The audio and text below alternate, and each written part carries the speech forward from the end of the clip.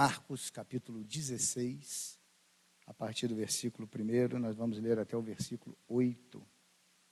Marcos, capítulo 16, versículos de 1 a 8.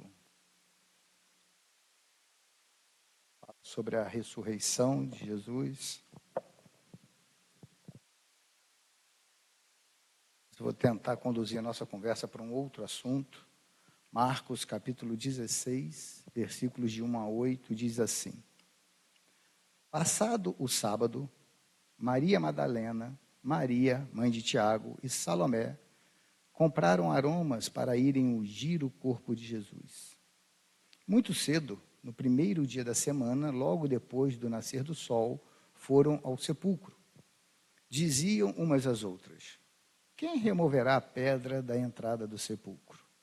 Mas olhando, viram que a pedra, que era muito grande, já estava revolvida.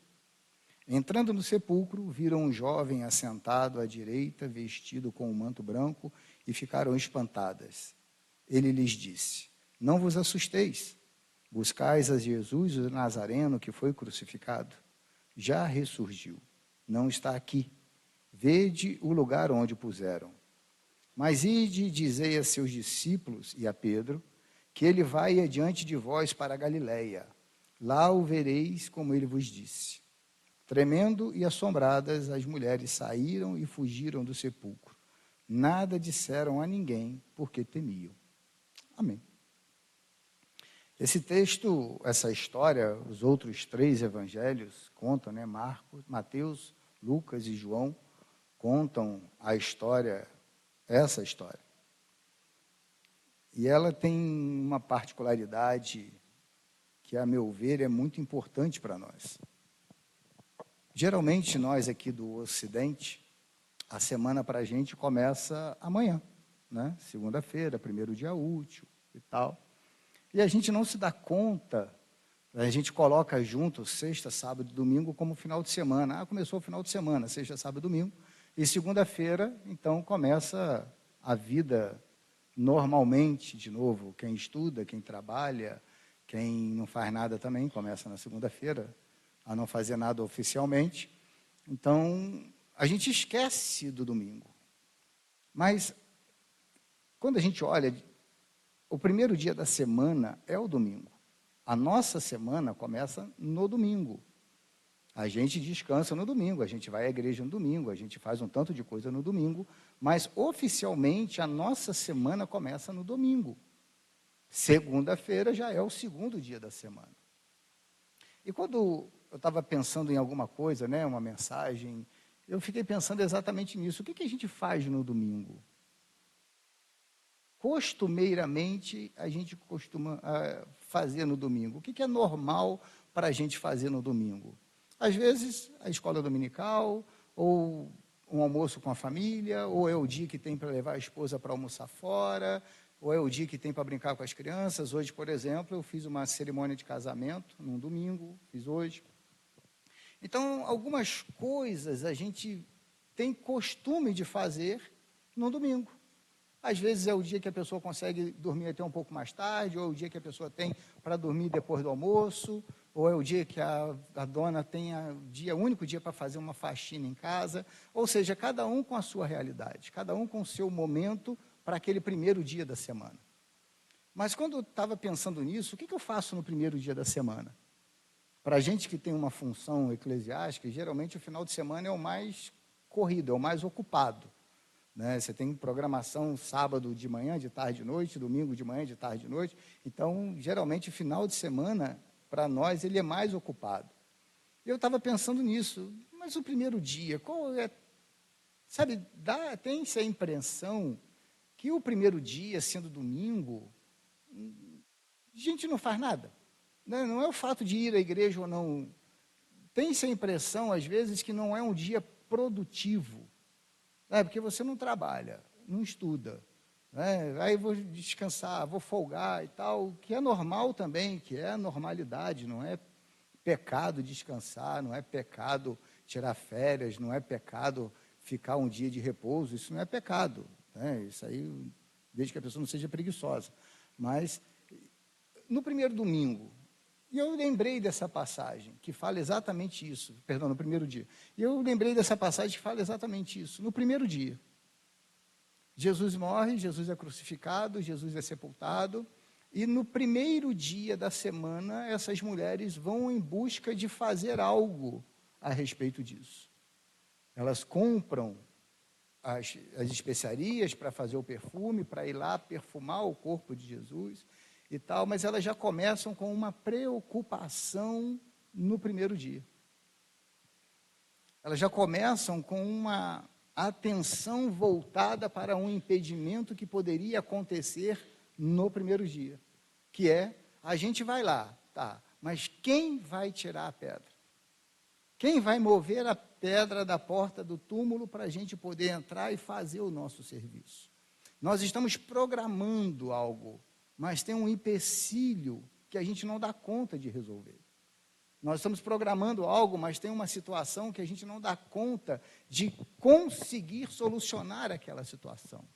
E vê se não é mais ou menos isso. Às vezes a gente começa a planejar semana, já no domingo, e naquele dia a gente começa a pensar, nossa, amanhã, segunda-feira, eu tenho que resolver aquilo, mas não sei como é que vai ser. Terça-feira tem aquele outro negócio para resolver, não sei como é que vai ser. Quarta-feira tem aquele médico que eu vou levar o exame, não sei o que o médico vai falar. Ou na quinta-feira eu vou fazer aquele exame. Sabe, a gente programa a semana toda no primeiro dia e geralmente com muitas preocupações para o que vai acontecer durante a semana.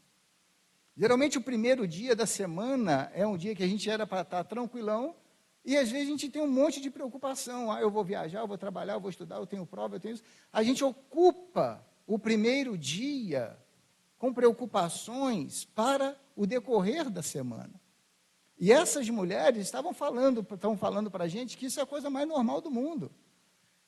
Elas tinham visto Jesus ser crucificado, tinham visto Jesus ser sepultado, elas queriam fazer algo a mais para o Senhor, queriam ir lá perfumar o corpo dele, mas tinham um impedimento. Tinham uma pedra, tinham algo que elas não sabiam como elas iriam conseguir resolver aquilo. E é interessante, irmãos, porque quando eu estava olhando isso, me veio uma palavra, me veio uma ideia na mente. Primeiro dia da semana é começando a aproveitar as promessas de Deus. A gente precisa já começar a entender que do decorrer de amanhã, segunda-feira, até o próximo sábado, tudo que acontecer na nossa vida vai estar sob o controle de Deus. Isso a gente já precisa ter essa convicção, porque isso vai tornar a nossa semana um pouco mais leve. Porque está todo mundo programando alguma coisa para a semana, mas a gente não sabe de verdade o que vai acontecer. A gente acha que vai acontecer isso, a gente acha que vai acontecer aquilo, então a gente precisa entender que de segunda até sábado que vem, tudo que acontecer vai estar no controle de Deus. Marcelo, mas tem pedra para tirar? Tem um monte. Tem um monte. Você não precisa se manifestar, você não precisa me responder, só pensa aí com você. Acredito eu que tem um tanto de gente aqui preocupado com alguma coisa séria para essa semana. Tem um tanto de gente aqui preocupado com alguma coisa que possa vir a acontecer ou tem que fazer essa semana. Aí essas são as nossas pedras, que a gente olha para ela e nem está vendo a pedra.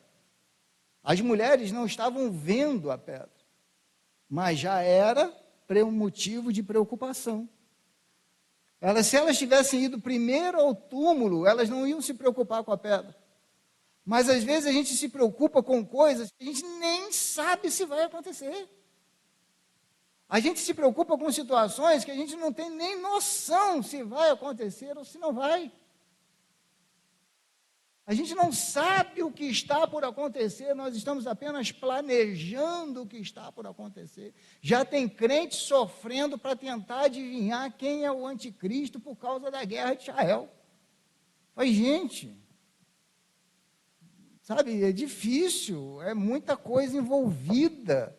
É um conflito extremamente triste, é um conflito extremamente desgastante, é um conflito que a gente olha e sabe, traz tristeza por causa do tanto de mortos que está acontecendo de ambos os lados. Aí você, pastor, será que vai surgir um anticristo? Eu falei, não sei, filho, não sei. Pastor, quem é que vai ganhar a guerra? Eu falei, não tenho a mínima ideia.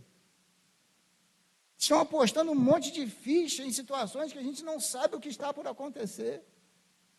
Às vezes a gente já se assusta, porque essa semana eu vou tomar essa decisão ou aquela, e a gente já coloca uma pedra gigantesca na frente. A preocupação das mulheres não eram os soldados, a preocupação das mulheres, elas nem imaginavam o que elas iam encontrar de verdade. Elas não tinham noção do que iam encontrar de verdade. Se elas tivessem, vou usar uma palavra aqui só para exemplificar a nossa conversa, se elas tivessem dado crédito ao que Jesus vinha falando com eles, se elas tivessem dado verdadeiramente valor ao que Jesus vinha falando com elas, elas iam fazer conta. Não, peraí, Jesus morreu tal dia, 1, 2, 3, domingo ele não vai estar lá, porque ele falou que no terceiro dia ele ia ressuscitar, então domingo ele não vai estar lá. Mas não, elas nem pensaram nisso, nenhuma delas argumentou com a outra, mas será que Jesus vai estar lá? Será que ele vai ficar lá mesmo esperando a gente? Será que compensa a gente gastar esse dinheiro para comprar esse perfume para levar para lá? Ele não falou que ele ia sumir, ele ia ressuscitar no terceiro dia? Amanhã faz 3 dias, será que ele vai estar lá? Será que, sabe, elas não pensaram na promessa de Jesus. Elas olharam só para a pedra. Elas olharam só para a dificuldade. Elas olharam só para aquilo que estava por acontecer na cabeça delas. Vê se não reflete mais ou menos a gente. Jesus falou com a gente assim, falou, né, deixou escrito para nós, eu vou estar com vocês todos os dias, até a consumação dos séculos. Beleza, está na Bíblia? Está. Glória a Deus, aleluia, bacana. Mas amanhã eu tenho um problema para resolver, eu não sei como resolver. Jesus não falou que vai estar com você? Terça-feira eu tenho uma situação para resolver, eu não sei como é que eu vou fazer. Jesus não falou que vai estar com você na terça-feira? Marcelo, mas é quinta-feira o meu grande problema, a minha dificuldade vai ser quinta-feira, eu sei o que pensar. Não precisa, confia na promessa de Deus. Jesus falou que ia estar junto. Mas Marcelo, agora chegou um problema, agora, ficou muito difícil na minha vida. Peraí, você acha que Deus está te castigando? Irmão, isso é a maior tolice que o ser humano pode pensar. A maior tolice que o ser humano pode pensar é que Deus está castigando alguém, que Deus está pesando a mão sobre alguém. Eu fui pecar, eu pequei, e agora Deus está me pesando a mão. Irmão, se Deus fosse cobrar de nós todo dia que a gente peca, ou todo pecado nosso, a gente estava enrolado, gente. A gente estava enrolado, não dava conta, não. Se Deus fosse pesar a mão sobre a gente, sabe, é um linguajar, é um evangeliquez muito pobre. Que Deus é esse que vai pesar a mão sobre a gente? Deus não precisa pesar a mão. Deus é só Ele afastar a mão. Deus é só Ele se afastar. É quando a gente se afasta de Deus, quem está procurando problema somos nós. A gente se afasta de Deus, quem fica mal na fita somos nós. Então não tem essa de querer culpar Deus pelas nossas decisões. Lamentações de Jeremias, do que se queixa o homem, senão das suas próprias transgressões. Às vezes a pessoa fala assim, mas por que eu estou passando isso? Por que eu estou passando aquilo? Irmão, é a vida. A vida é assim. Só que, geralmente, nós nos preocupamos muito mais com a adversidade do que nos lembramos das promessas de Deus. As mulheres, uma para a outra. E agora, como é que nós vamos fazer? Chega lá, a gente dá um jeito, A gente dá um jeito, que jeito que vai dar? Que jeito que o ser humano, 3 mulheres, 3 ou 4 mulheres, que jeito que essas 4 mulheres poderiam dar para mover a pedra que estava na porta da sepultura de Jesus? Não tem jeito. Não tem humano que consiga fazer isso, é pedra grande, é pesado, a pessoa não ia conseguir fazer. Para de tentar resolver os problemas na força humana. Para de tentar lutar com as suas armas e com as suas forças. Nós não vamos conseguir. Crente tem que recorrer a quem tem a solução. A luta chega, vamos recorrer a Jesus, vamos pedir ao Senhor, vamos abrir o nosso coração para Ele. Falar assim, eu não consigo. É uma pedra grande para tirar. Então, o Senhor me ajude. Ah, não, mas quando eu sentir no coração, eu vou fazer isso, irmãos. Deixa essa pedra crescer na sua vida, não. As mulheres foram para o sepulcro. Quando chegam lá, a pedra está removida. A pedra está encostada num canto. E já começa a surpresa. Mas peraí, a gente estava preocupando com uma coisa que não existe mais. A gente estava preocupando com uma coisa que não tem mais fundamento nos preocuparmos. Jesus já tirou a pedra, o anjo mexeu a pedra, quem vai tirar a pedra não me interessa. Eu sei de uma coisa, eu acredito no Deus que tira as pedras do nosso caminho. Eu acredito no Deus que abre portas, eu acredito no Deus que fecha a porta. Talvez de vez em quando eu oro, falo com Deus dessa maneira, Senhor, fecha a porta que está atrapalhando. Porque às vezes a gente pensa, irmãos, que bênção é porta aberta. Deus abriu a porta, é uma bênção, Deus abriu a porta, é uma bênção, Deus abriu a porta, é uma bênção. Porta aberta, às vezes é bênção. Mas porta fechada, às vezes também é bênção. Tem coisa que está atrapalhando a sua vida, a sua comunhão com Deus. Deus vai lá e fecha aquela porta. Você vai reclamar de quê? Está te atrapalhando. A comunhão está sendo perdida por causa daquilo ali, Deus vai e fecha a porta. Olha que bênção que é essa. Mas eu achei, esse é o nosso grande problema. A gente acha que a gente resolve. A gente acha que a gente tem a solução. A gente acha que a gente tem condições de fazer. Aí quando vem de verdade a luta, a gente descobre que se não for Deus na nossa vida, a palavra de Deus fala isso. Jesus diz assim, olha, sem mim, nada podeis fazer. Sem Jesus, irmãos, a gente não consegue fazer nada. Então a gente precisa olhar adiante e falar assim, não, eu vou lá, eu vou até o sepulcro. E eu fico imaginando, essas mulheres chegam no sepulcro, viram o milagre, viram já uma porta e aparece um jovem vestido de branco sentado dentro do túmulo. Gente, de verdade, quem é que fica sentado dentro da catacumba? A minha mãe, quando era criança,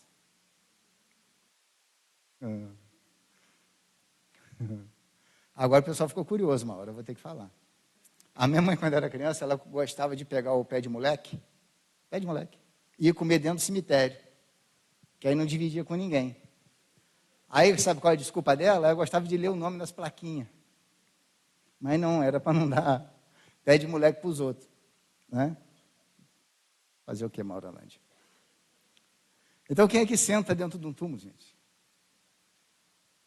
Uma vez eu fui conduzir, ajudar a conduzir um corpo, o cemitério aqui de São João Batista, e ali é muito apertado, ali não tem rua, ali não tem caminho, às vezes você tem que pegar o caixão e apoiar em cima do outro túmulo e tal, lá, ele é muito tumultuado. E eu pisei numa cova lá, não sei, um negócio daquele, que a tampa quebrou e meu pé afundou lá dentro, irmãos, eu não me considero um cara medroso, não. Eu sou até bem corajoso. Mas o trem é esquisito demais, tá? O trem é esquisito demais. A hora que a perna afundou, deu um pulão para cima. Falei, hein? Carrega aí vocês agora, porque a minha parte eu já fiz, não vou mais não. Aí você chega, imagina você chegar num túmulo e tem uma pessoa sentada dentro do túmulo. Isso para nós, irmãos, é um alerta muito, muito, muito importante. Porque você pode estar pensando que a sua vida não tem jeito, que os seus projetos não têm jeito, que os seus sonhos não têm jeito, que o seu filho não tem jeito, que sua família não tem jeito, que seus negócios não têm jeito, que nada na sua vida tem jeito. Mas pode ser um túmulo, aonde Jesus está tem vida. Entenda isso. Coloca Jesus na situação que a vida vem. Marcelo, não, mas tem vida. Está aqui, um jovem vestido, e ele ainda fala, vocês vieram procurar Jesus? Perderam a viagem. Perderam a viagem. Perderam a viagem que vocês estão procurando Jesus no lugar errado. Não se procura Jesus aonde tem morte. Se procura Jesus aonde tem vida. E vida de crente, irmãos, é fé, é esperança.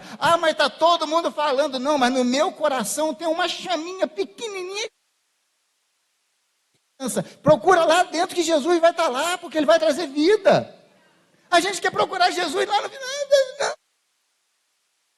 deixa a fé acabar, não deixa a esperança acabar por causa dos outros, não deixa a esperança acabar por causa das pessoas que falam alguma coisa, porque Jesus está ali, Jesus está querendo abençoar você, Jesus está querendo aumentar a sua alma, Jesus está querendo fortalecer a nossa fé, é isso que Ele quer fazer. Podia estar só o vazio, aí eles iam olhar e falar assim, roubaram o corpo de Jesus mesmo, roubaram Jesus, tadinho de Jesus, gastamos dinheiro à toa, roubaram Jesus, para, irmão. Jesus prometeu, falou, olha, vai acontecer isso, vai ser assim, desse jeito, dessa maneira, mas ao terceiro dia, eu vou ressuscitar, ao terceiro dia, eu vou surpreender a todo mundo, ao terceiro dia, vocês não vão me encontrar mais, mas a gente não acredita, a gente não crê, irmãos. A gente acredita muito na promessa de Deus quando a gente não precisa vivê-la. A gente acredita muito nas palavras do Senhor quando a gente não precisa pô-las em prática na nossa vida. Pregar, irmãos, não tem nada mais fácil no mundo. Pregar, você tem curso como pregar, você tem curso como segurar microfone, você tem curso como se posicionar no palanque, você tem curso como aprender a entonação de voz. Você pregar é a coisa mais fácil do mundo, tem esboço pronto. Você bota agora nesse negócio de inteligência artificial, chat, GPT, sei lá como é que é o nome daquele trem, você bota lá um assunto, pregação cristã sobre esse assunto, aí vem outro esboço, aí 1 milhão de esboços, pregar é a coisa mais fácil do mundo, irmão. Ler a Bíblia já é mais difícil, né? A gente lê a Bíblia, demanda tempo, demanda energia, essas coisas são mais difíceis. Agora, pregar é a coisa mais fácil do mundo, falar para os outros, ó, Jesus salva, falar para os outros, ó, Jesus cura, falar para os outros, ó, Jesus liberta, falar para os outros, ó, Jesus batiza com o Espírito Santo. Essas coisas, irmãos, é a coisa mais fácil do mundo. Porque geralmente, quando a gente fala isso, a gente está responsabilizando o ouvinte. Quando a gente fala, rapaz, Jesus cura, a gente geralmente está falando isso para um doente. A responsabilidade está no doente. A gente ainda ora assim, ó, a Bíblia diz que a oração da fé curará o doente.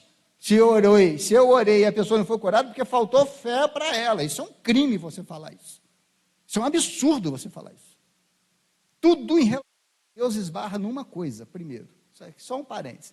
Tudo em relação a Deus esbarra numa coisa: vontade soberana de Deus. Isso é a primeira coisa. Passando isso, o nosso pedido coincidindo com essa vontade, beleza. Agora, o nosso pedido não coincidindo com essa vontade, a gente não vai alcançar. Então, quando alguém fala assim, porque faltou fé, isso é covardia, gente. Isso é covardia. Já falei diversas vezes aqui, o dia que um pregador famosão chegou num lugar e falou que crente não ficava doente. Irmão, que vontade de tacar a Bíblia na cabeça dele, de longe. E o pior, eu estava nesse culto, eu falei, meu pai. Aí eu falei com o meu pai, eu vou embora. Estava morando em Juiz de Fora, eu falei, vou embora. Ele falou, vai não, vai ficar mais feio. Eu falei, pai, mas isso é uma asneira. Olha que besteira esse cara está falando. Eu vou embora. Ele falou, não vai, que vai ficar mais feio. Vai ficar mais feio. Eu falei, pai, a Bíblia diz que Eliseu morreu da doença do qual estava doente. Como é que esse maluco vem falar aí que crente não fica doente? Não, isso é uma falta de respeito. Mas vamos lá, vamos voltar para a promessa de Jesus. Aí Jesus promete as coisas, a gente falar para os outros, a gente responsabiliza o ouvinte. A gente lê, a gente canta, a gente ora, a gente prega, um tanto de coisa que a gente faz automaticamente. Aí quando vem a nossa necessidade, a gente esquece das promessas de Deus.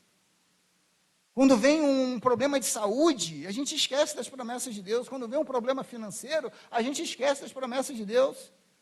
Quando vem um problema emocional, um problema sentimental, um problema familiar, a gente esquece das promessas de Deus. A gente culpa todo mundo. Eu apertei financeiramente, a culpa é do cartão de crédito, a culpa é do ministro da Fazenda, a culpa é da guerra lá no Israel. A gente culpa tudo. Saúde, a culpa é do torresmo gorduroso. A culpa é que comeu demais no almoço, a gente culpa todo mundo.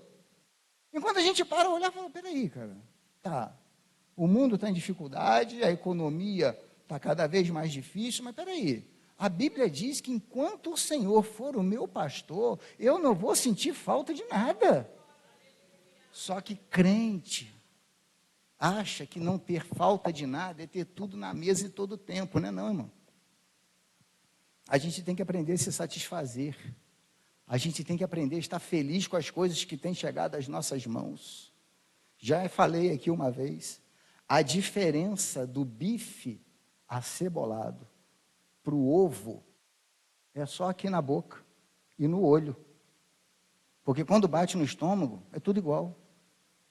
A barriga fica cheia com filé mignon, mas fica cheia também com angu. É uma coisa. Só que a gente vive pela gratidão dos olhos. Se eu estou vendo, eu agradeço a Deus. Se eu não estou vendo, eu resmungo. Se eu vejo o meu prato bonitão, como é que Deus é bom. Se eu vejo o meu prato lá, não é que é prato feio não, porque eu amo isso. Arroz com ovo lá, sou triste, que luta que eu estou passando. Que dificuldade que eu estou atravessando. É boa, bebê. É só na boca a diferença. Come de olho fechado que você não vai saber o que é.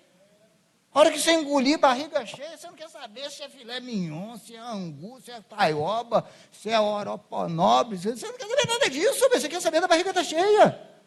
O que nos falta às vezes, irmãos, é gratidão.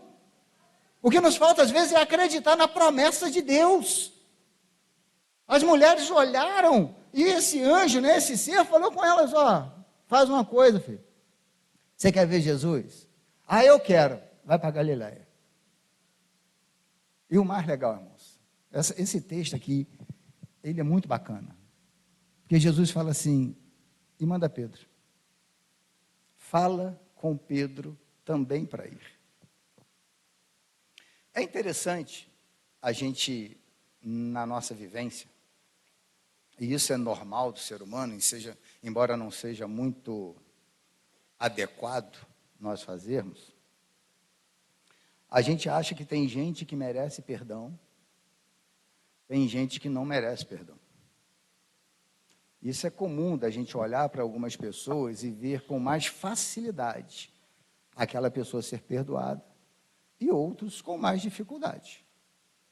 Tudo vai depender do fato acontecido e o quanto aquele fato chegou na minha vida.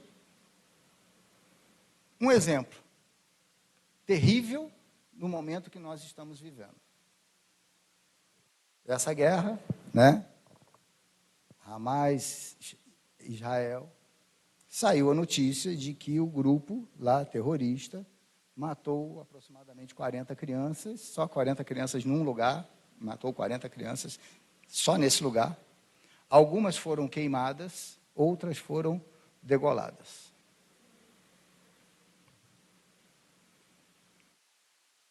E aí? Não é fácil perdoar. Fácil.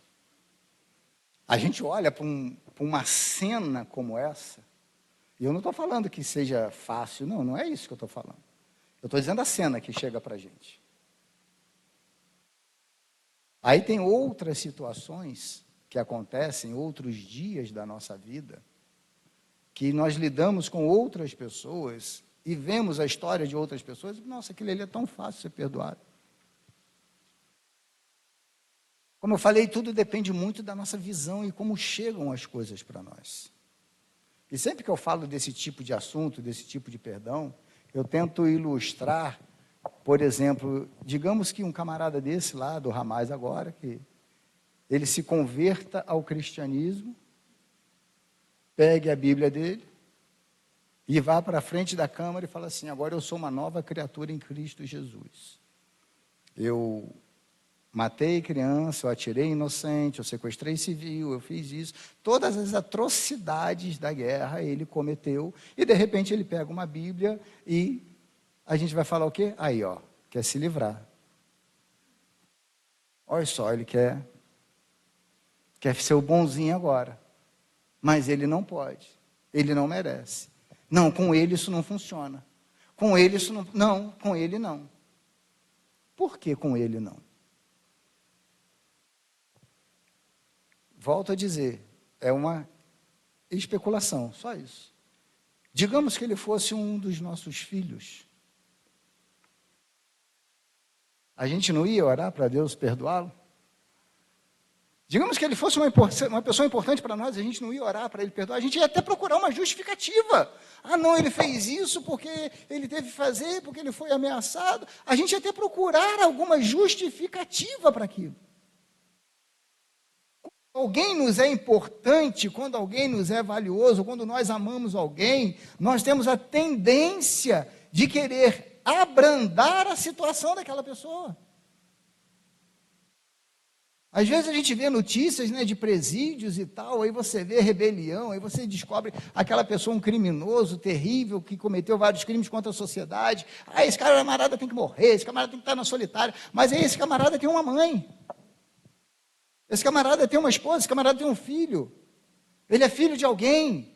Alguém está orando por ele para que Deus o abençoe, para que Deus o perdoe. Aí você chega lá na fila, está aquela senhorinha lá, que seja mãe desse rapaz, dessa pessoa. Aí você vai falar com ela assim, ah, todo mundo tem que morrer. Ela fala assim, não, meu filho está aí dentro. Quando nós amamos as pessoas, quando alguém é importante para nós, nós temos essa tendência de tentar abrandar a coisa, de tentar acalmar a coisa, de tentar facilitar a coisa. Aí a gente olha para Deus, que nos amou de uma tal maneira, e Ele diz que, não, olha, eu perdoo os seus pecados, eu perdoo as suas transgressões. Aí a gente olha e fala, não, mas o fulano não. E ele fala, por quê? Só porque você não ama? Mas eu amo. Só porque você não quer perdoá-lo? Mas eu perdoo. Só que Deus, irmãos, é Deus. E a gente vive dizendo que nós somos imitadores dele. Por isso que é tão difícil nós nos posicionarmos em certas situações.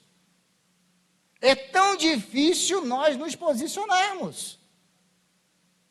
Está rolando, né? Eu vi, eu acho que foi na Folha, ou no Globo, algum jornal desses aí, um pai que teve a filha sequestrada pelo Hamas, uma menina de 8 anos, não vou me lembrar o nome da criança agora, a menina de 8 anos foi sequestrada. E chegaram para esse pai e falaram com ele assim, olha, nós encontramos, aí falou o nome da menina, não me lembro o nome da menina, falou, nós encontramos a fulana, só que ela está morta. Ele falou, graças a Deus. Aí quando eu olhei aquilo, eu falei, pai, falei yes, né? Ou seja, agradece pela filha ter sido encontrada morta. Eu falei, ué, o que é isso? Como assim? Como que um pai fica feliz por ter uma filha de 8 anos que foi encontrada morta? Porque a outra opção, ele falou, a outra opção é pior. A outra opção, ela ia ser violentada, ela ia ser torturada, ela ia sofrer, e eu nunca mais poderia vê-la, não saberia nunca mais aonde ela está. Hoje, pelo menos, eu sei onde ela está. Quando a gente olha, a gente precisa entender, irmãos, que a medida de Deus para a nossa vida é diferente da nossa vida para o nosso próximo. A medida de Deus é amor, é perdão, é restauração, é reconciliação, é cura, é tratamento. Essa é a medida de Deus. O anjo falou para as mulheres lá, falou, ó, você quer ver Jesus? Vai para Galileia, mas avisa Pedro. Porque pelos discípulos, ninguém chamaria Pedro. Pedro? Você é boba? Pedro negou Jesus aí. Pedro é um cego danado. Pedro apareceu lá, cortando a orelha de soldado para aparecer, mas na hora H mesmo ele negou Jesus. Larga Pedro para lá. O próprio Pedro estava pensando isso. O próprio Pedro estava se sentindo excluído por Deus. O próprio Pedro estava olhando para a vida dele achando que não tinha mais sentido. Quer lição maior do que essa para nós hoje? Às vezes a gente olha pelos nossos atos, pelo nosso comportamento, pelas nossas palavras, nós é que vamos nos afastando de Jesus, achando que nós estamos envergonhando ao Senhor, achando que nós estamos decepcionando a Jesus. Deixa eu te falar uma coisa, ninguém consegue decepcionar a Deus. Ninguém. Decepção precisa de uma coisa básica: expectativa. Você só consegue decepcionar alguém que tenha expectativa em você. Você só é decepcionado porque você criou expectativas para alguém. Você achou que aquela pessoa ia fazer aquilo, você achou que aquela pessoa ia ser mais legal, você achou que aquela pessoa ia te... Sabe? A gente cria expectativa em cima daquela pessoa. Você cria expectativa no casamento, você cria expectativa no filho, você cria expectativa no amigo, você cria expectativa no pastor, você cria expectativa em todo mundo, a gente cria expectativa. Aí quando aquela pessoa não corresponde às nossas expectativas, a gente se decepciona com ela. Por que a gente não consegue decepcionar Deus? Porque Deus não tem expectativa da gente. Nenhuma. Porque a expectativa, o próprio nome diz, a gente espera algo de alguém. E a gente sempre espera algo de alguém que a gente acha que a gente conhece. Só que a gente não conhece. Quantas pessoas você achou que eram seus amigos? E na hora que a chapa esquentou, capinou no trecho. Quantas pessoas já te abraçaram, já te beijaram, já fizeram juras de amor a você? E na hora não precisou apertar muito, não. Na hora. Amizades são trocadas. É muito amigo de. Gente, está chegando uma época boa para isso. Ano que vem. Eleição municipal. Você vai ver o tanto de gente que está com saudade de você. Você não tem noção do tanto de gente que está preocupado com a sua rua. Como é que pode no seu bairro ainda não ter uma unidade de saúde? Não pode. É um tanto de gente. Aí você acredita nisso. Agora vai. Aí não vai, decepciona de novo. Então Deus, como Ele nos conhece perfeitamente, Ele não espera nada de nós, porque Ele sabe quem nós somos. Ele sabe que a gente não é quem nós somos, ou demonstramos ser, ou gostaríamos de ser. Quem se decepciona é quem cria expectativa, e Deus não cria expectativa. Só que Jesus precisava falar, né? O anjo precisava falar, ó, leva Pedro, porque pelos outros Pedro não ia. Marcelo, mas é um absurdo, né? Não é não, gente. Isso é muito mais comum do que a gente pensa. De gente, alguns do grupo de louvor não cantavam. Por um tanto de gente, alguns dos obreiros não oravam. Por um tanto de gente, nem eu era pastor. Por um tanto de gente, você não estaria exercendo a função que você exerce. Por um tanto de gente, você não estaria trabalhando onde você está trabalhando. É a coisa mais normal do mundo isso acontecer. Só que para Jesus é diferente a coisa, irmãos. Vocês se lembram quando Samuel foi ungir Davi? Samuel foi ungir Davi, né? Foi. É o cidadão lá que foi ungir Davi. O primeiro, ele estava acostumado com Saul.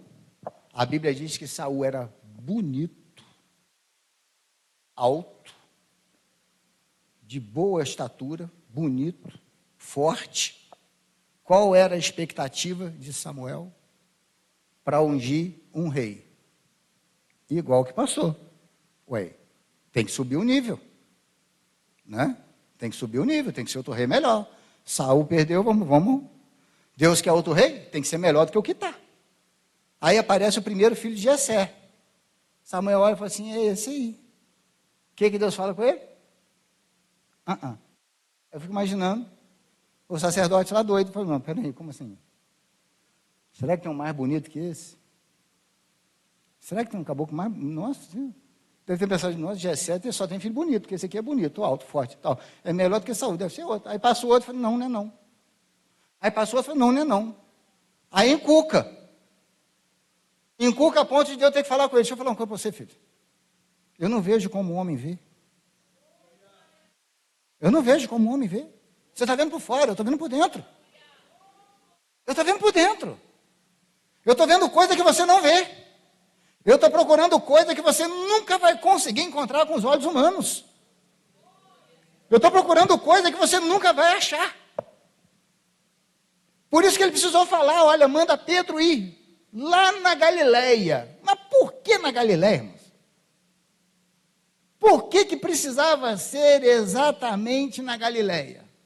Porque foi onde começou a coisa. Onde Jesus chamou os primeiros discípulos, onde Jesus conheceu Pedro. Ele estava dizendo para o pessoal assim, ó, gente, vamos começar de novo. Vamos começar a vida de novo. Vamos engrenar de novo, de boa, a gente veio, já viveu um tempo aí e tal, agora eu já morri, já fui crucificado, já ressuscitei. Vamos começar de novo uma nova etapa na nossa vida. Traz. E eu vou mostrar para vocês como é que se faz. Vamos voltar, né? Acho que é Apocalipse que fala, Apocalipse diz, vamos voltar ao primeiro amor. Voltar ao primeiro amor, irmãos, é muito mais complicado do que a gente pode pensar. Tem um hino, né? Quero voltar ao início de tudo. Encontrar-me contigo, Senhor. É muito mais complicado do que a gente pode pensar. Porque quando eu estou lá no primeiro amor, para mim é tudo novidade. Você já viu crente novo convertido, irmão? Ô, irmão, de boa. É o troço mais legal que existe. Irmão, a gente precisa fazer um mutirão aqui para limpar a igreja, o primeiro novo convertido. Mas enquanto limpa aqui, a gente tem que capinar o lote lá que alugou para fazer estacionamento. Mas enquanto limpa aqui, capina lá, a gente tem que arrumar os cones dos carros aqui na rua. O cara topa tudo. O cara topa tudo. Olha, nós vamos ter um culto no lar, lá em cima, em Olaria, mas o ônibus não está subindo. Olha, nós vamos fazer uma visita no hospital, mas de falar o camarada já. Por quê? Porque para ele tudo é novidade. Ele está começando a conhecer ao Senhor. Ele é crédulo. Ou seja, a gente prega, oh, rapaz, Deus vai responder a tua oração. Ele assina embaixo acreditando nisso. E recebe vitória, recebe bênção. Aí a gente vai passando o tempo. Irmão, vamos fazer uma zeladoria aqui na igreja, vamos fazer um mutirão de limpeza. Quem pode ir? Que dia que vai ser, hein? Sábado. Ih, rapaz, logo esse sábado. Se fosse o outro, estava de boa, pastor. Mas esse sábado... Não, tudo bem, a gente marca para o outro, mas no outro demorou a marcar, eu já agendei um negócio aqui. Mas a gente tem um culto para ir lá, mas o ônibus não está indo, não tem carro para ir, a gente vai ter que ir a pé. Ih, rapaz, eu estou com um ciático.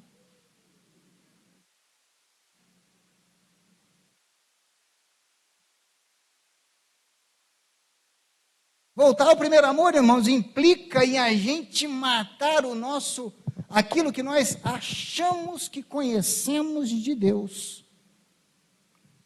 E conhecer Deus, às vezes, cria calos. Às vezes a gente cria calo no conhecimento de Deus, porque a gente limita Deus, vai limitando. E a pessoa que volta ao primeiro amor, que está lá no primeiro amor, ela não conhece limite. Ela não conhece limite. Ela endóida o cabeçote a orar, a ler a Bíblia, procurar Deus, e Deus responde, porque tem pureza de alma, tem tudo aquilo. Ele não sabe se vai cantar ou se não vai cantar, se você está afinado, se não está, se é hino bíblico, se é hino antibíblico, ele não está nem aí para isso. Ele está com fome, ele está com sede, ele quer se alimentar da palavra de Deus. Tinha um amigo meu, né, morreu, Zé Elias, pessoal, muitas pessoas conhecem. Quando ele foi converter ao Senhor, um dia falaram com ele assim, ô Zé Elias, no centro de recuperação, escolhe um hino aí para a gente cantar. Ele falou assim, aquele que a gente vai para o Maracanã. Aí ele falou, caminhando eu vou para o Maracanã. Não, filho, é caminhando eu vou para Canaã. Então esse aí. O camarada falou, vamos ler em Êxodo. E ele na Bíblia. E o moço viu, né, no centro de recuperação, e lá só podia ler quando todo mundo achasse. Ele falou, não, minha Bíblia não tem. Ele falou, tem? Não, fecha a Bíblia. Tá, abre a primeira página, vai abrir devagarinho. Gênesis, tá. Olha esse aí, Êxodo. Ele falou, não, meu está Exodo. Agora imagina eu, depois de velho de igreja, de um tempão de igreja, falar, irmãos, eu estou lendo em Êxodo. Eu falei, que é isso? Pastor não sabe nem falar. Pastor não sabe nem falar. O primeiro amor tem essas características. A gente tem que abrir mão daquilo que a gente acha que é. Ah, Deus não perdoa fulano, Deus não perdoa Beltrano, Deus vai fazer isso, Deus vai fazer aquilo, Deus pesa a mão, Deus... Sabe, um terrorismo gospel que traz um peso sobre o ouvinte, que a gente esquece que a marca de Deus, as principais marcas de Deus são amor e perdão. E todos nós fomos alcançados por estas marcas. E nós só estamos duas bases de Deus, amor e perdão. E a gente quer limitar isso para alguns. Ah, o amor é limitado para fulano, o perdão então é limitado para ciclano. Mas peraí, todos nós usufruímos disso. Todos nós usufruímos do amor e do perdão de Deus. A gente só está aqui, vê se você precisou fazer uma consulta. Quanto tempo ele ia levar para te perdoar? Quando a gente aceita Jesus, vê se Deus virou para você e falou assim, me faz aí a sua relação de pecados. Vai lá. Primeiro, esse. Ih, rapaz, você tem que fazer 90 dias para eu poder te perdoar. Não, irmãos. Do jeito que está, pode ser o pior dos seres humanos, o mais afastado da sociedade, o mais à margem da sociedade. Se ele falar assim, Senhor, me perdoa. Deus falou, beleza, filho. Está aí, está perdoado, acabou. O ladrão que estava na cruz, os dois lá, olha que chance. Um vira e fala assim, mas você não é Deus, você não é o cara, desce daí, ué. Quebra o meu galho, salva você e salva nós aqui, ué, desce daí. Aí o outro fala assim, não, rapaz, você é besta. Nós somos culpados. Ele é inocente. Faz uma coisa, lembra de mim quando entrar no teu reino. Jesus não falou que não, filho, não dá. Você tem que fazer um aconselhamento pastoral primeiro. Você tem que frequentar 6 meses de escola bíblica dominical, você tem que fazer o pré-batismo, passar pelas águas, depois de vendo o seu comportamento, eu vou ver o que eu vou fazer. Então não. Hoje estarás comigo no paraíso. Aí sabe o que a gente discute hoje? Oh, irmão, isso é muito legal, irmão. Ô, meu pai, como é que a gente é bobo? Sabe qual é a grande discussão gospel nesse assunto?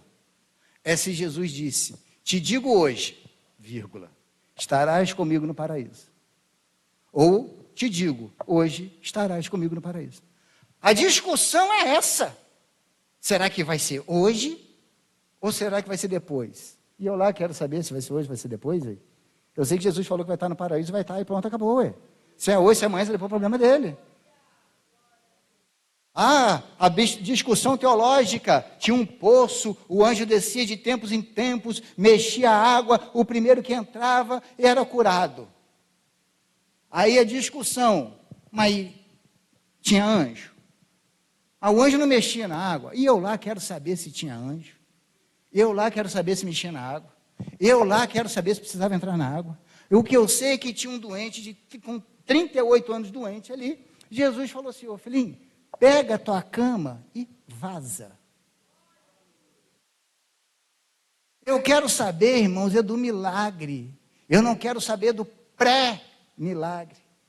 Eu não quero saber do que nós estamos cometendo. Eu quero saber que o perdão de Deus está posto para todo mundo. Eu não quero saber se é igual Pedro ou se não é. Eu quero saber que quando um coração busca ao Senhor, a Bíblia diz que um espírito contrito e um coração quebrantado, o Senhor não rejeita. Ah, mas eu lá dei vida pelo fulano. E eu lá morri pelo ciclano para poder dizer que ele vai ser salvo ou não.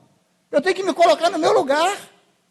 Jesus fala, avisa Pedro para ir para Galiléia.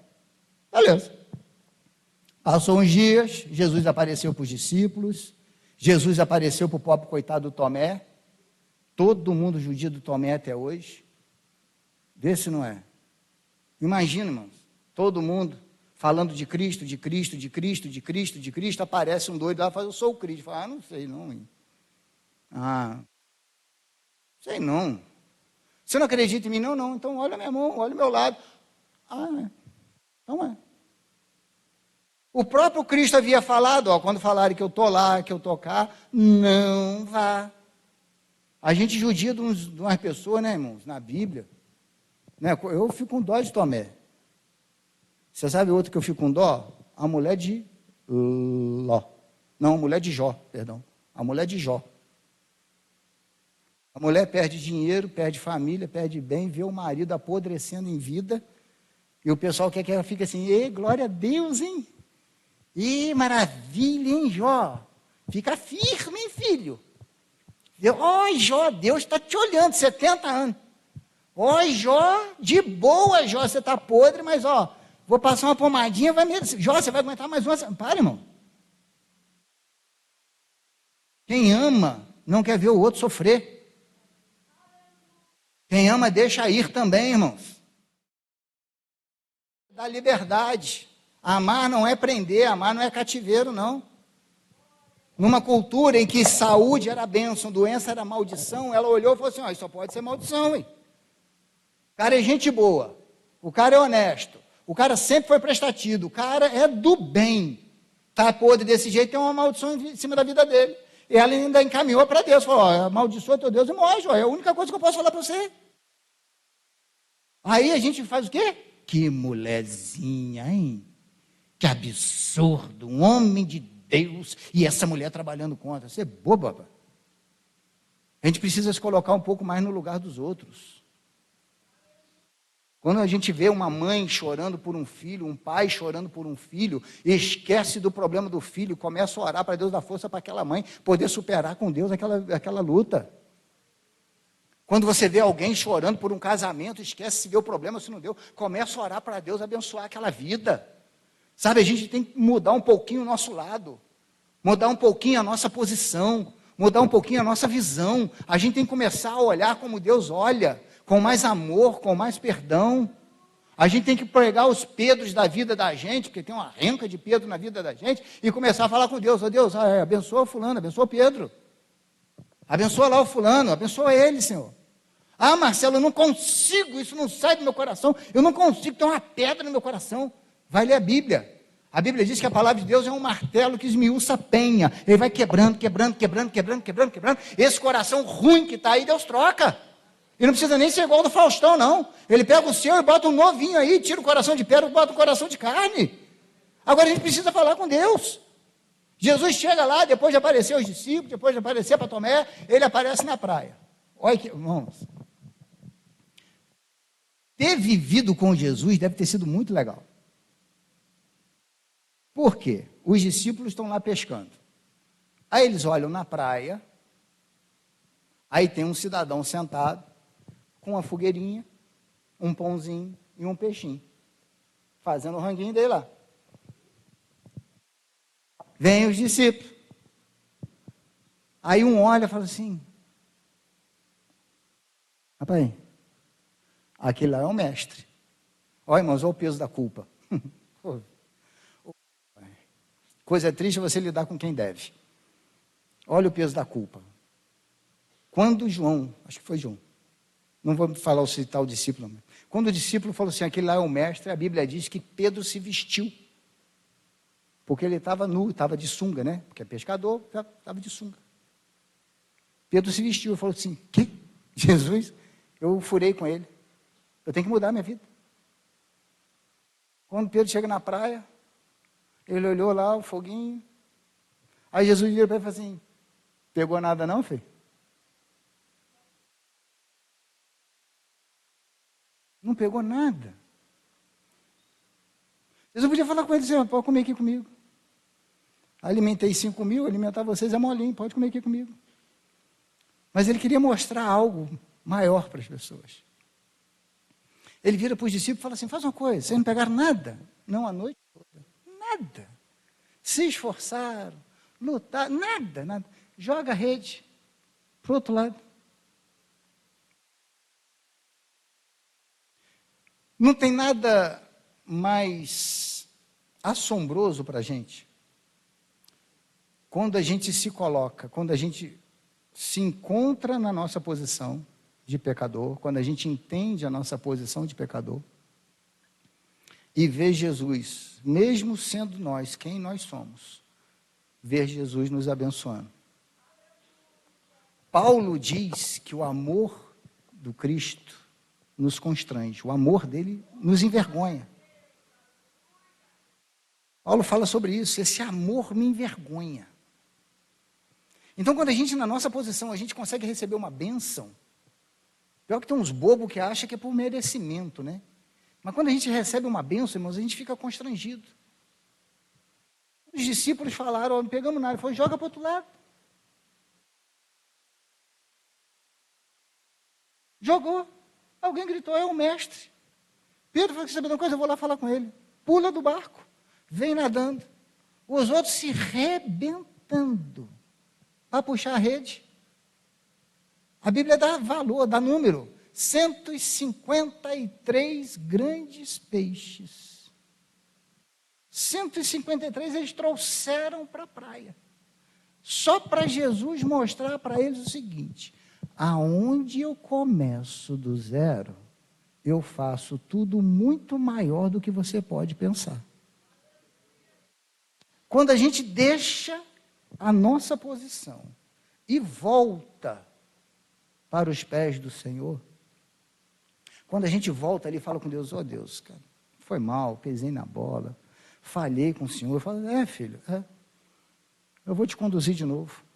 Ele começa a nos abençoar. Não é porque ele quer,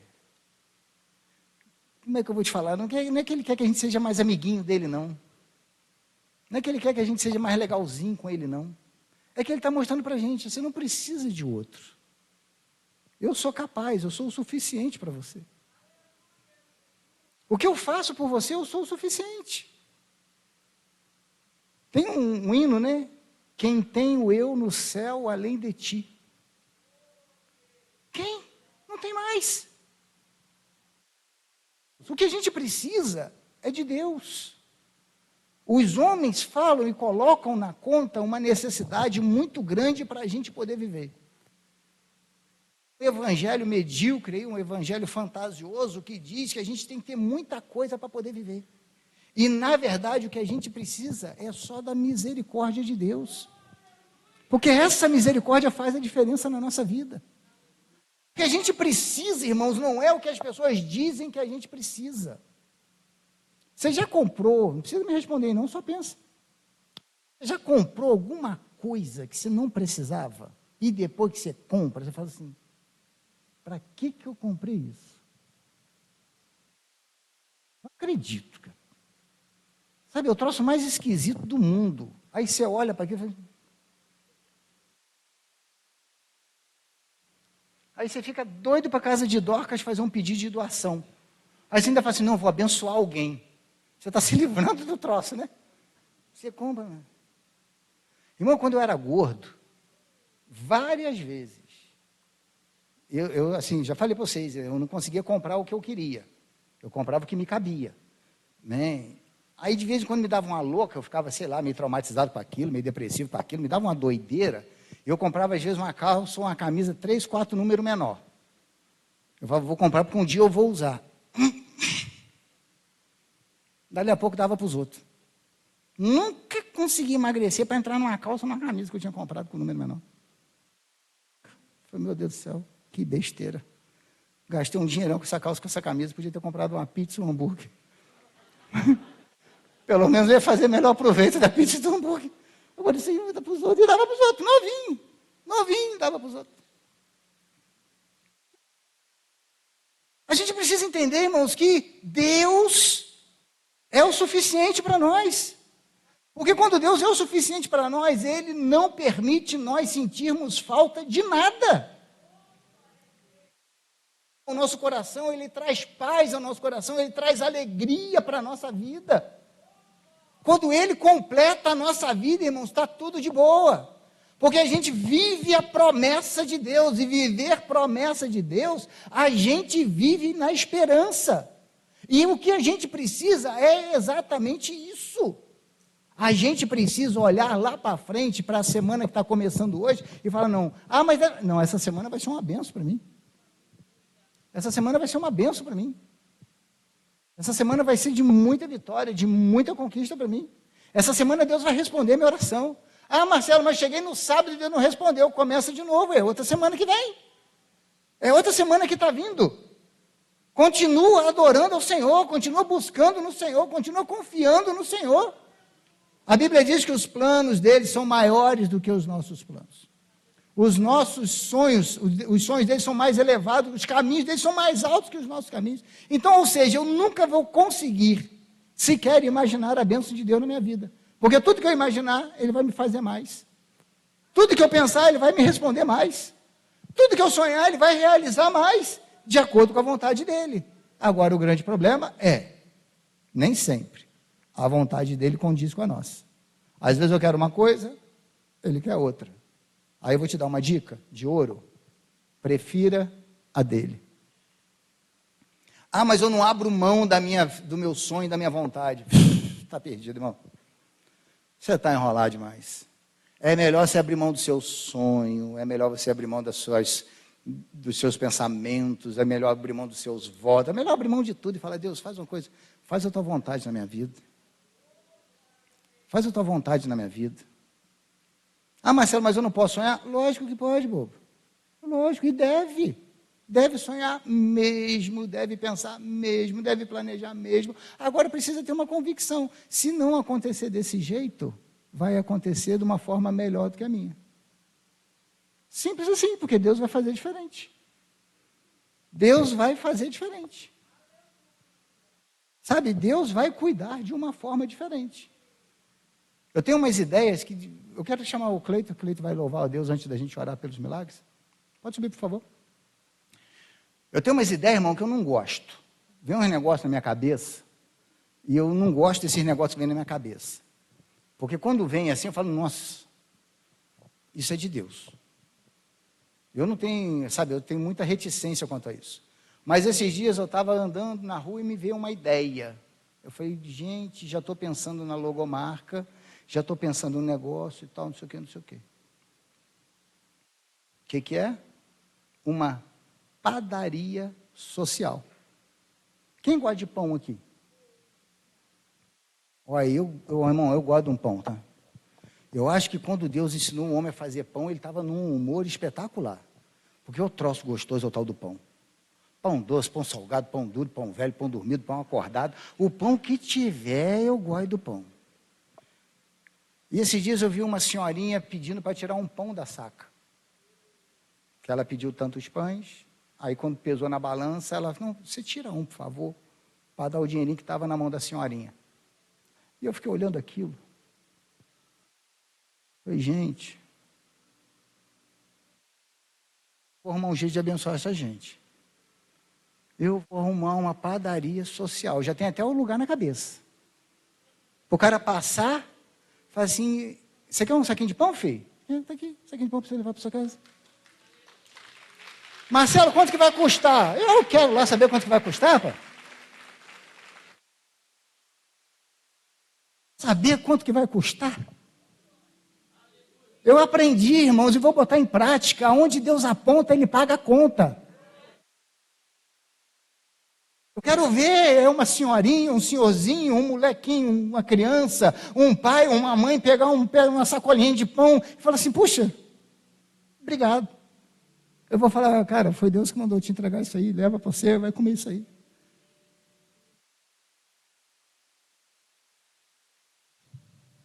Irmãos, não tem coisa melhor do que você conseguir fazer a alegria de alguém, fazer a alegria dos outros. É a coisa mais barata que existe.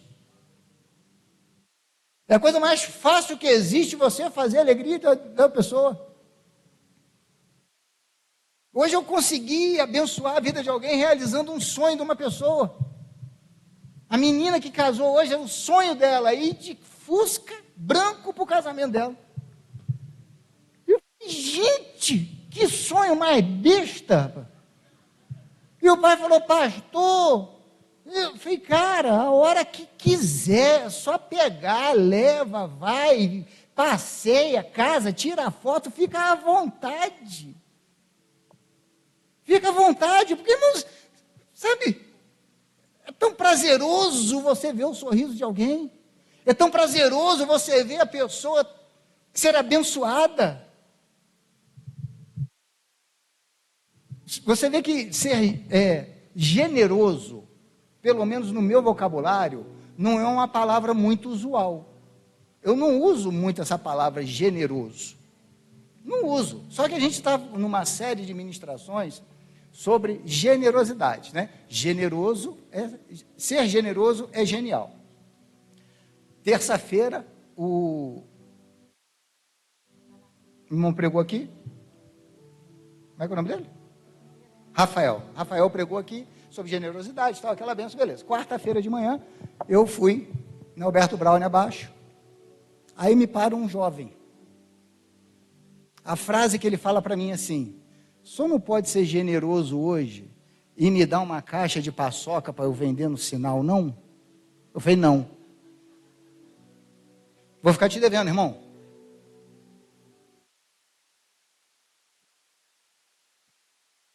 Aí eu olhei para o moleque, falei, cara, essa palavra não veio da boca dele. Atravessei a rua, fui lá na loja, falei, você tem paçoca aí, filho? Falei, tem. Essa que a gente vende em sinal? Ele falou, me dá uma caixa aí, por favor. Aí me deu a caixa. Aí estou olhando o moço do outro lado lá. Falei, gente, que vergonha, Marcelo. O que você não fez na primeira vez? Falei, bicho, toma aí. Poxa, Deus te abençoe. Falei, ainda bem, né? Obrigado. Aí desci, Alberto Brown, fui descendo. Falei, Jesus, obrigado, valeu. Foi mal aí. Porque eu pensei que a minha parte de generosidade eu tinha feito na semana que eu preguei. Eu cheguei lá na cantina, o pessoal falou, pastor, você pregou sobre generosidade. Aí eu paguei uns 3 ou 4 lanchinhos lá para o zoiudo lá e pronto. Mas não, irmãos. Deus queria me mostrar um monte de coisa a mais. E não é porque eu comprei isso, nada disso, irmãos. Isso aí é o de menos. Isso aí é o de menos. Você dá um saquinho de pão para uma pessoa, irmão, não significa absolutamente nada. Não vai matar a fome dela. Ela vai ter que arrumar outro pão outro dia, vai ter que comer outra coisa outro dia. Naquele dia ela vai poder, puxa, obrigado. E eu vou poder falar assim, Deus te abençoe. É só isso. Você já parou para pensar nessa guerra que está tendo lá, Israel e Hamas? Quantas pessoas estão pedindo para Deus um saco de pão? Quantas pessoas estão pedindo para Deus um gole de água? Coisa que a gente usa diariamente. Normal na vida da gente. Você entra na padaria, você escolhe o pão que você quer. Eu quero esse, gosto desse, esse aqui, gosto daquele ali e tal. Água com gás, sem gás, isso, daquele jeito, torneira. Sabe, a gente tem essa liberdade. E a gente não se dá conta de quão abençoado nós somos. A gente come um pão, 2, 3, quanto você puder comer e gostar de comer, come mesmo. Deus te abençoe para você comer bastante mesmo.